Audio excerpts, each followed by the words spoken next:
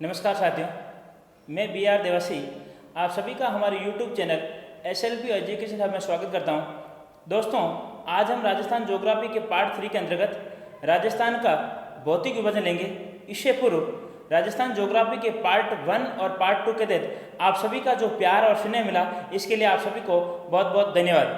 दोस्तों, चलिए प्रारंभ करते हैं। राजस्थान के भौतिक विभाजन को प्रारंभ करने से पूर्व हम वेगनर के महाद्वीपीय विस्थापन सिद्धांत का विस्तार को अध्ययन करते हैं। वेगनर के महाद्वीपीय विस्थापन सिद्धांत के अनुसार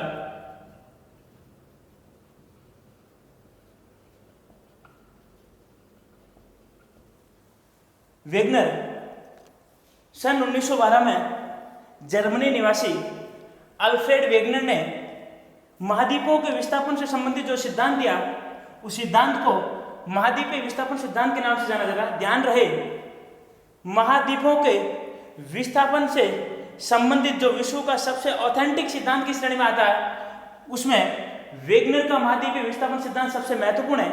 इस सिद्धांत के अनुसार मध्य जीव महाकल्प करीब 13-14 करोड़ वर्ष पूर्व विश्व के संपूर्ण महाद्वीप एक ही हुआ करते थे। आज से करीब 13-14 करोड़ वर्ष पूर्व विश्व के संपूर्ण महाद्वीप एक ही भाग में स्थित है, जिसको सामान्यतः पेंजिया के नाम से जाना जाता था। लेकिन धीरे धीरे विश्व के अन्य महाद्वीप में विखंडन पैदा हुआ।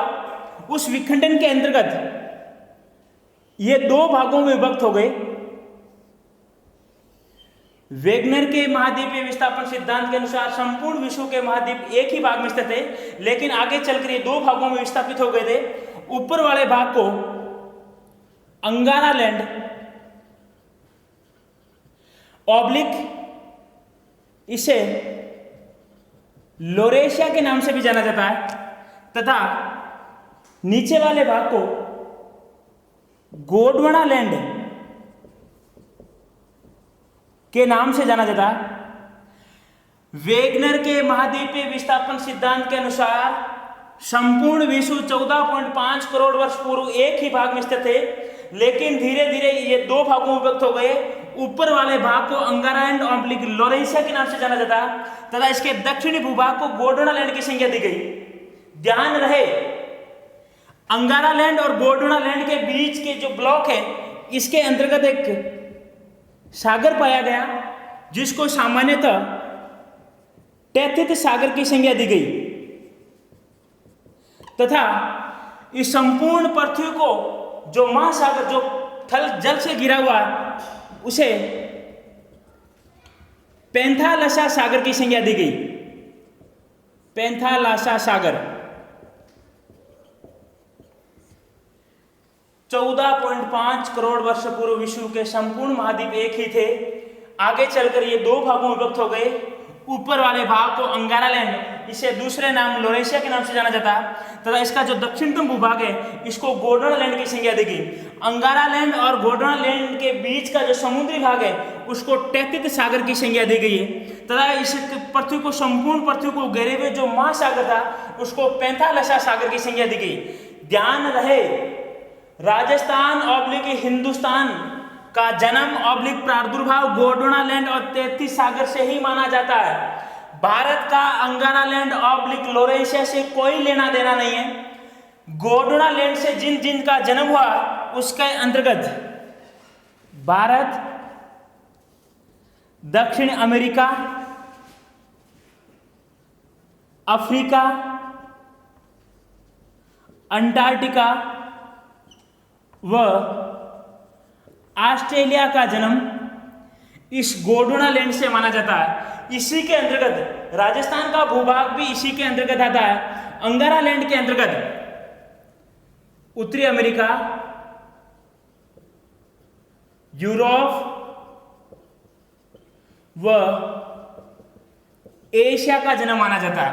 तो ध्यान रहे, महाद्वीपों के विस्थापन सिद्धांत में वेगनर का सिद्धांत आता सन 1912 में जर्मनी निवासी अल्फ्रेड वेगनर ने जो विश्व के सबसे ऑथेंटिक सिद्धांतों में से जिसका नाम आता है, उस सिद्धांत के अंतर्गत भारत का ऑब्लिक राजस्थान का जन्म गोंडवाना ऑब्लिक 33 सागर से माना जाता है। वेगनर के महाद्वीपीय विस्थापन सिद्धांत के अनुसार राजस्थान ऑब्लिक हिंदुस्तान का जन्म गोंडवाना व 33 सागर से माना जाता है। बात करते हैं राजस्थान के भौतिक विभाजन की, तो सामान्यतः भौतिक विभाजन के दृष्टिकोण से राजस्थान को 4 भागों में बांट रखा, जिसके अंतर्गत पहला विभाजन है पश्चिमी मरुस्थलीय प्रदेश। पश्चिमी मरुस्थलीय प्रदेश राजस्थान का दूसरा भौतिक विभाजन, जिसके अंतर्गत अरावली पर्वतीय प्रदेश। अरावली पर्वतीय प्रदेश राजस्थान का तीसरा भौतिक विभाजन, जिसके अंतर्गत पूर्वी मैदानी प्रदेश व चौथा और अंतिम भौतिक विभाजन, जिसका नाम है दक्षिण पूर्वी पठारी प्रदेश, जिसे सामान्यतः हाड़ौती के पठार की भी संज्ञा दी गई। हाड़ौती का पठार। वेगनर के महाद्वीपीय विस्थापन सिद्धांत के अनुसार राजस्थान का जन्म 33 सागर व गोंडवाना से माना जाता। राजस्थान के भौतिक विभाजन को सामान्यतः 4 भागों में बांट रखा, जिसका पहला क्लासिफिकेशन पश्चिमी मरुस्थलीय प्रदेश, इसका द्वितीय अरावली पर्वतीय प्रदेश, पूर्वी मैदानी प्रदेश और अंतिम चौथा दक्षिणी पूर्वी पठारी प्रदेश, या इसे हाड़ौती के पठार की संज्ञा दी गई। सामान्यतः 3 शब्दावली आती है, पर्वत, पठार वो मैदान। तीनों शब्दावली के अंतर्गत तीनों में अंतर है। पर्वत क्या होता है, पठार क्या होता है, मैदान क्या होता है। सामान्यतः पृथ्वी पर ये तीनों स्थलाकृतियां पाई जाती हैं, जिसके अंतर्गत पर्वत के अंतर्गत सामान्यतः दोनों छोर पर इनकी आकृति शंक्वाकार होती है तथा ऊपरी सिरे पर जाने पर बिल्कुल एक नुकीली कोण के समान होती है, उसे सामान्यतः पर्वत की संज्ञा दी गई है। तथा ऐसी स्थलाकृति जिसके अंतर्गत ऊपर की ओर जाने पर जिसमें चपटा, जिसकी आकृति ऊपर से चपटी हो, उसको पठार की संज्ञा दी गई तथा सामान्यतः खुले मैदानों को मैदान की संज्ञा दी गई। उपजाऊपन की दृष्टिकोण से मैदान पृथ्वी की स्थलाकृति पर पाए जाने वाले सबसे उपजाऊ की श्रेणी के अंतर्गत आते हैं। अब बात करें राजस्थान के चारों भौतिक विभाजन के दृष्टिकोण से, तो ध्यान रहे 4 भौतिक विभाजन के दृष्टिकोण से 2 का जन्म 33 सागर से माना जाता है, वह 2 भौतिक विभाजन का जन्म गोंडवाना से माना जाता है। सामान्यतः पश्चिमी मरुस्थलीय प्रदेश व पूर्वी मैदानी प्रदेश, इन दोनों का जन्म 33 सागर से माना जाता है। वेगनर के महाद्वीपीय विस्थापन सिद्धांत के अनुसार पश्चिमी मरुस्थलीय प्रदेश व पूर्वी मैदानी प्रदेश, इन दोनों का जन्म सामान्यतः से 33 सागर से हुआ है। ध्यान रहे समुद्र का जल सदैव के लिए खारा होता है और इसी कारण से वर्तमान में पश्चिमी राजस्थान में जब स्थानीय स्तर पर कुएं इत्यादि खोदे जाते हैं तो उसके जल अक्सर खारा होता है। इसका मुख्य कारण 33 सागर को ही माना जाता है।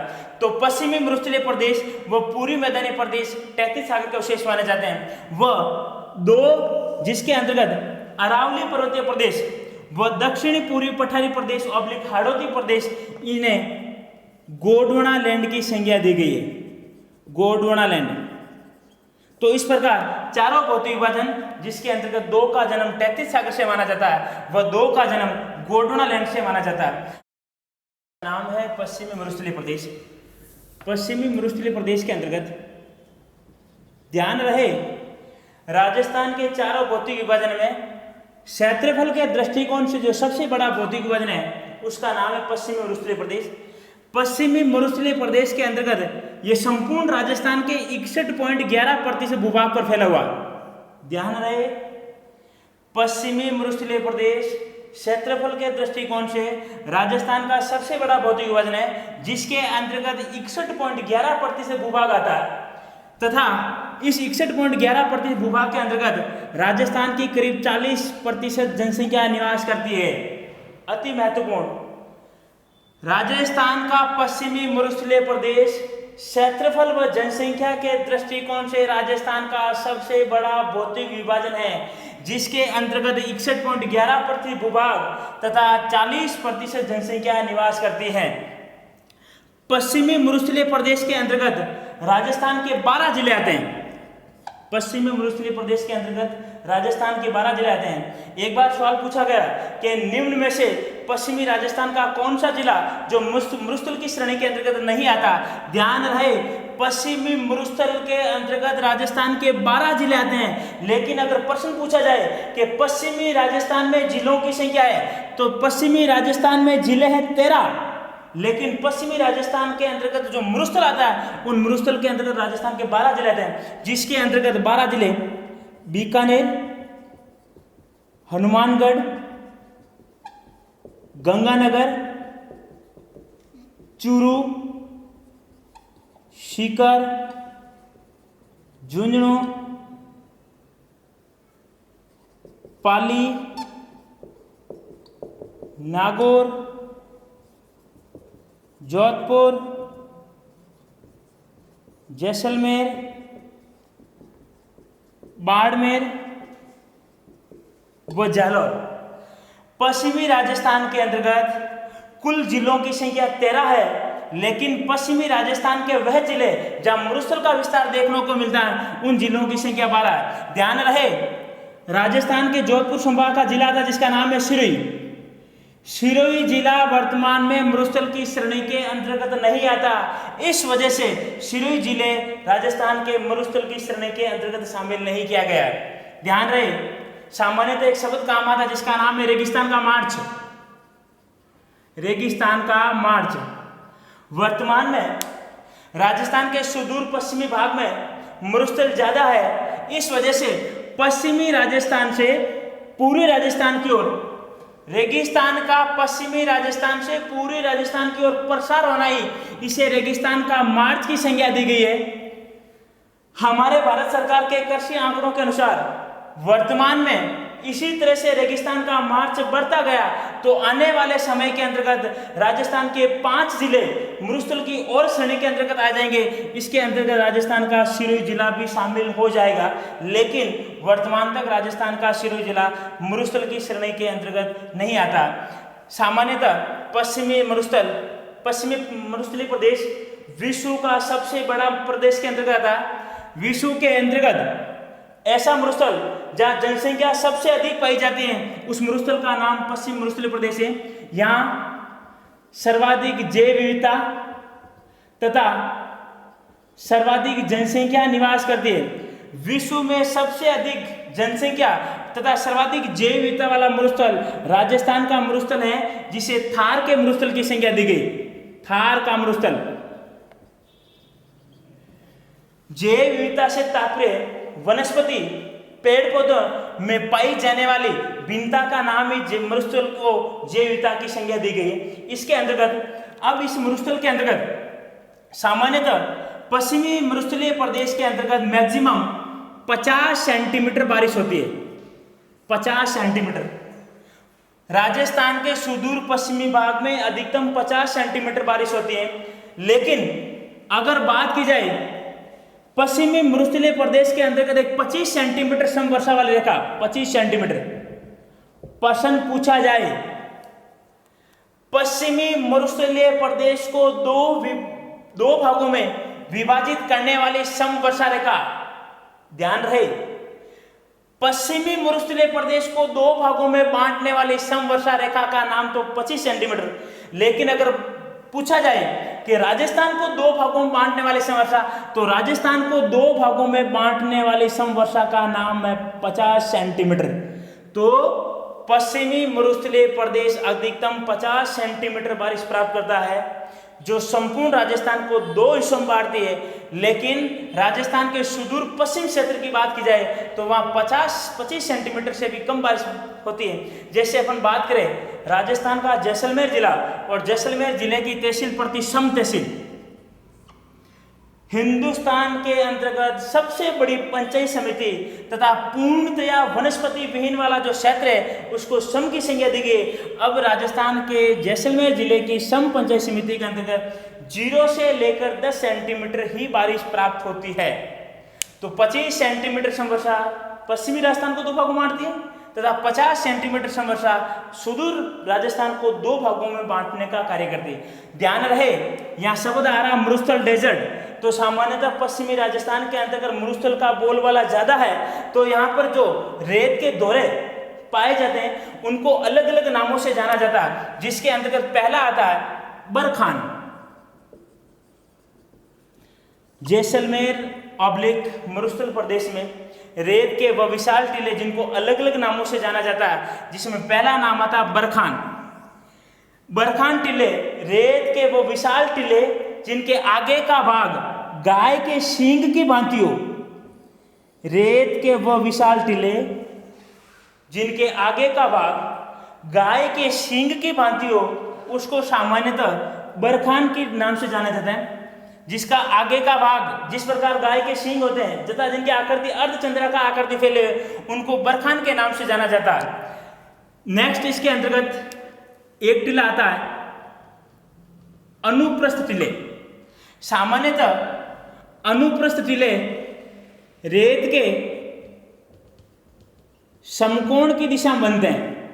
ऐसे रेत के वह विशाल टीले जो पवन के समकोण मतलब पवन के विपरीत दिशा की ओर, पवन के विपरीत दिशा की ओर बनते हैं, उसको सामान्यतः अनुप्रस्थ टीले की संज्ञा दी गई है। अनुप्रस्थ टीले राजस्थान के जोधपुर व बाड़मेर जिले में पाए जाते हैं तथा बरखान टीले राजस्थान के अंतर्गत सर्वाधिक शेखावाटी प्रदेश के अंतर्गत। ध्यान रहे चूरू, सीकर और झुंझुनू को शेखावाटी प्रदेश की संज्ञा दी गई। नेक्स्ट है अनुदेधेरे टीले। अनुदेधेरे टीले अनुप्रस्थ और अनुदेधेरे टीले मुख्य अंतर हैं। अनुप्रस्थ टीले रेत में समकोण की दिशा मतलब रेत के विपरीत दिशा में बनते हैं। वह अनुदैर्घ्य टीले रेत के समानांतर बनने वाले टीलों को अनुदैर्घ्य टीलों की संज्ञा दी गई है, जो राजस्थान के अंदर जैसलमेर जिले इत्यादि बनते हैं। राजस्थान के भौतिक विभाजन के अंतर्गत नेक्स्ट जिसके अंतर्गत एक बालू का स्तूप आता है जिसे दरियन के नाम से जाना जाता है। दरियन से तात्पर्य जैसलमेर में जो रेत के टीले हैं उसे स्थानीय भाषा में दरियन के नाम से जानते हैं। जैसलमेर जिले में पाए जाने वाले रेत के टीलों को स्थानीय भाषा में दरियन के नाम से जाना जाता है। अब पश्चिमी मरुस्थलीय प्रदेश के अंतर्गत विभिन्न प्रकार की स्थलाकृतियों के अंतर्गत एक झील आती है पलाया। पलाया झील ऑब्लिक रन या रण। जब राजस्थान के जैसलमेर इत्यादि जिलों के अंतर्गत बारिश आती है, उस बारिश के पानी के अंदर चारों तरफ रेत के टीले आ जाते हैं और रेत के टीले आने की वजह से बीच में एक गहरा गर्त बन जाता है। तो उन गहरे गर्त को ही जैसलमेर इत्यादि क्षेत्रों में पलाया ऑब्लिक रन की संज्ञा दी गई। पश्चिमी राजस्थान के अंतर्गत रेत के विशाल टीलों के अंतर्गत अस्थायी झीलों का निर्माण हो जाता है। उन अस्थायी झीलों को ही स्थानीय भाषा में पलाया झील ऑब्लिक रन की संज्ञा दी गई। अति महत्वपूर्ण झील जैसलमेर जिले के अंतर्गत पोकरण से लेकर के मोहनगढ़ में, पोकरण से मोहनगढ़ दोनों की लोकेशन राजस्थान और जैसलमेर जिले में है। पोकरण से लेकर के मोहनगढ़ के मध्य एक भूगर्भिक जल पट्टी है। उस भूगर्भिक जल पट्टी को ही लाठी सीरीज के नाम से जानते हैं। यहाँ पर बहुत अत्यधिक मीठा जल है और उस मीठे जल को निकालने हेतु एक नलकूप खोदा गया जिसका नाम है चंदन नलकूप। पोकरण से मोहनगढ़ के मध्य की जो भूगर्भिक जल पट्टी है, उस भूगर्भिक जल पट्टी को बाहर निकालने हेतु जिस नलकूप का निर्माण किया गया, उस नलकूप को चंदन नलकूप की संज्ञा दी गई। इसे चंदन नलकूप को ही थार के गड्ढे की संज्ञा दी गई है। पश्चिमी मरुस्थलीय प्रदेश को आगे बढ़कर इसे 4 भागों में बांट रखा, जिसके अंतर्गत पहला प्रदेश गग्गर प्रदेश, दूसरा शेखावाटी प्रदेश, तीसरा नागौरी उच्च भूमि व चौथा गोडवाड़ प्रदेश। सामान्यतः पश्चिमी मरुस्थलीय प्रदेश को 4 भागों में बांट रखा, गग्गर प्रदेश, शेखावाटी प्रदेश, नागौरी उच्च भूमि और गोडवाड़ प्रदेश। गग्गर प्रदेश के अंतर्गत सामान्यतः गग्गर प्रदेश का विस्तार राजस्थान के गंगानगर और हनुमानगढ़ कस्बे जिले में फैला हुआ। इस भूभाग के अंतर्गत गग्गर नदी प्रवाहित है और गग्गर नदी के प्रवाहित होने की वजह से इसको गग्गर प्रदेश की संज्ञा दी गई। गग्गर प्रदेश को राजस्थान में से मर्त नदी व राजस्थान का शोक कहा जाता है, क्योंकि जब इस गग्गर नदी का उद्गम हिमाचल प्रदेश में एक पर्वत श्रृंखला है जिसका नाम है शिवालिक।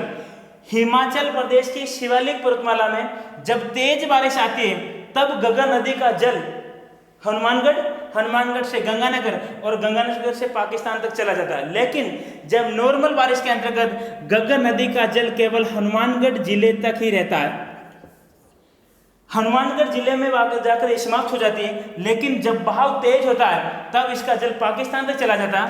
तब गग्गर नदी का वह क्षेत्र जहाँ राजस्थान का वह क्षेत्र जहाँ गग्गर नदी प्रवाहित होती है उसको नाली की संज्ञा दी गई तथा आगे चलकर पाकिस्तान में गग्गर नदी के प्रवाहित क्षेत्र को हकरा की संज्ञा दी गई। गग्गर नदी जिसे राजस्थान में मर्त नदी तथा राजस्थान का शोक कहा जाता है, जिसका उद्गम हिमाचल प्रदेश की शिवालिक पर्वतमाला से जिसका उद्गम होता है, राजस्थान के गंगानगर और हनुमानगढ़ जिलों में बहती है। राजस्थान में प्रवाहित क्षेत्र को नाली की संज्ञा दी गई तथा पाकिस्तान में इसके प्रवाहित क्षेत्र को हकरा की संज्ञा दी गई। इसके अंतर्गत तो दो शब्दावली, एक का नाम खादर, एक का नाम बांगर। जिन दिनों में बारिश अधिक होती है तो बारिश अधिक होने की वजह से नदी से जल उसकी सीमा से बाहर चला जाता है, तो जिस नवीन मृदा का निर्माण होता है, नवीन मृदा को खादर की संज्ञा दी गई। नवीन जलोढ़ मृदा को खादर की संज्ञा दी गई है। तथा जिन दिनों में बारिश कम होती है और बारिश कम होने की वजह से नदी के पेंदे में ही जल रहता है, उसको बांगर की संज्ञा दी गई। इस वजह से इसको पुरानी मृदा पुरानी जलोढ़ मृदा की संज्ञा दी। ध्यान रहे, खादर एक नवीन जलोढ़ मृदा है, वह बांगर एक पुरानी जलोढ़ मृदा है। खादर मृदा सर्वाधिक कपास की कृषि हेतु सर्वाधिक उपजाऊ मृदा के नाम से जानी जाती है। और इसके अंतर्गत नेक्स्ट है सेम की समस्या। ध्यान रहे, राजस्थान के गंगानगर और हनुमानगढ़ में साल में 3 बार फसलें ली जाती हैं, तो 3 बार फसलें लेने के लिए सिंचाई की आवश्यकता पड़ती है। वर्तमान परिप्रेक्ष्य के अंतर्गत राजस्थान के गंगानगर और हनुमानगढ़ में सिंचाई के साधनों के अंतर्गत कुएं, नलकूप इत्यादि से कृषि की जाती है। तो वर्तमान में राजस्थान के गंगानगर और हनुमानगढ़ में पानी, जमीन के अंतर्गत पानी अधिक मात्रा में जा रहा है, तो वहां की जमीन पानी को सोख नहीं पा रही है और वो पानी पृथ्वी के ऊपरी तल पर ही जमा हो जाता है। इसको सामूहिक रूप से सेम की समस्या के नाम से जाना जाता है। राजस्थान में सर्वाधिक सेम की समस्या से प्रभावित जिला राजस्थान का गंगानगर है, जहां पर सबसे अधिक सिंचाई के साधनों का विकास हुआ है। पश्चिमी मरुस्थलीय प्रदेश का दूसरा भौतिक विभाजन जिसके अंतर्गत आता है शेखावाटी प्रदेश। सामान्यतः शेखावाटी प्रदेश के अंतर्गत चूरू, सीकर और झुंझुनू को शामिल किया गया। इस शेखावाटी प्रदेश की जो मुख्य नदी है जिसका नाम है कांतली नदी। शेखावाटी प्रदेश चूरू, सीकर, झुंझुनू, चूरू, सीकर, झुंझुनू को सामान्यतः शेखावाटी प्रदेश के नाम से जानते हैं। इस प्रदेश की जो मुख्य नदी है जिसका नाम है कांतली नदी। कांतली नदी जिसका जो प्रवाहित क्षेत्र है उसको तोरावाटी के नाम से जाना जाता है। कांतली नदी शेखावाटी क्षेत्र के जिस भूभाग से होकर के बहती है उसको तोरावाटी प्रदेश की संज्ञा दी गई है। इसके अंतर्गत मुख्य शब्दावली में आता जोहड़। शेखावाटी प्रदेश में जोहड़ के नाम से किसे जाना जाता है? शेखावाटी प्रदेश के अंतर्गत चूना पत्थर की चट्टानें पाई जाती है। उन चूना पत्थर की चट्टानों के नीचे जो जल है वह जल मीठा है। शेखावाटी क्षेत्र में चूना पत्थर की चट्टानों के नीचे मीठे जल को बाहर निकालने हेतु जो स्थानीय भाषा में जो कुएं खोदे जाते हैं उन कुओं को ही जोहड़ के नाम से जाना जाता है। सामान्यतः शेखावाटी प्रदेश में चूना पत्थर की चट्टानों के नीचे जो जल को बाहर निकालने हेतु कुओं का निर्माण किया जाता है, उन कुओं को ही जोहड़ के नाम से जाना जाता है। और ये कुएं राजस्थान के शेखावाटी प्रदेश के अंतर्गत देखने को मिलते हैं। शेखावाटी प्रदेश के अंतर्गत बीड़ की संज्ञा शेखावटी प्रदेश के अंतर्गत जो घास के मैदान होते हैं उन घास के मैदानों को बीड़ की संज्ञा दी गई। शेखावटी क्षेत्र में पशुओं इत्यादि को चराने हेतु जो घास के मैदान पाए जाते हैं उन घास के मैदानों को बीड़ के नाम जानते हैं। और बीड़ की जगह अगर बीड़ा आ जाए तो राजस्थान का ढूंढाड़ अंचल, जयपुर इत्यादि क्षेत्र में, ढूंढाड़ क्षेत्र में घास के मैदानों को बीड़ा और शेखावटी क्षेत्र में घास के मैदानों को बीड़ की संज्ञा दी गई। नेक्स्ट, पश्चिमी राजस्थान के भौतिक विभाजन के अंतर्गत तीसरा नाम आता है नागौरी उच्च भूमि। ध्यान रहे, पश्चिमी मरुस्थलीय प्रदेश के अंतर्गत नागौरी उच्च भूमि के अंतर्गत सामान्यतः राजस्थान का नागौर जिला व अजमेर जिला था।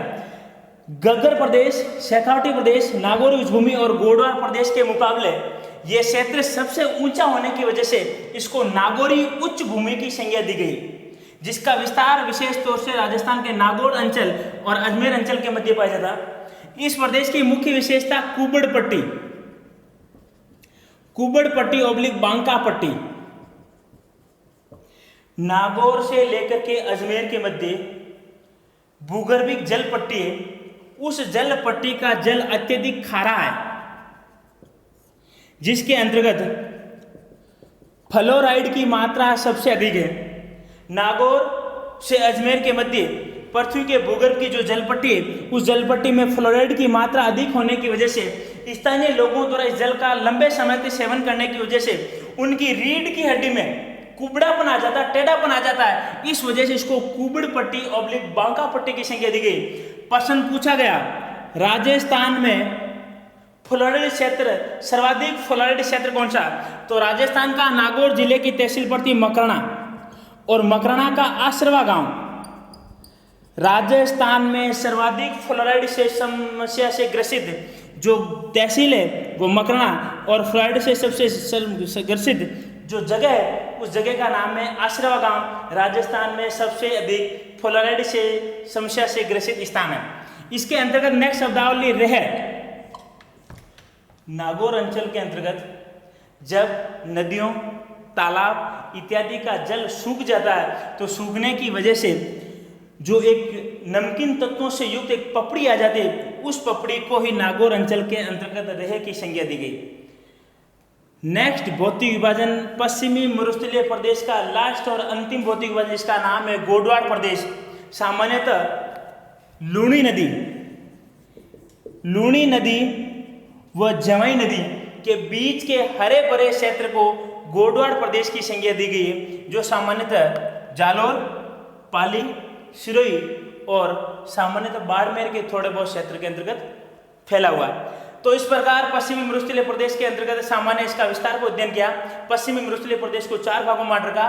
गग्गर प्रदेश, शेखावटी प्रदेश, नागौर उच्च भूमि व गोडवाड़ प्रदेश के नाम से जाना जाता है। दोस्तों, आज हमने राजस्थान के भौतिक विभाजन के पार्ट 1 के अंतर्गत पश्चिमी मरुस्थलीय प्रदेश का विस्तार को अध्ययन किया। दोस्तों, ये वीडियो आपको कैसा लगा इस हेतु में कमेंट बॉक्स में कमेंट करके जरूर बताइएगा। अगर आपको ये वीडियो अच्छा लगे तो इसे ज़्यादा से ज़्यादा शेयर करें तथा हमारे चैनल को सब्सक्राइब करें। धन्यवाद।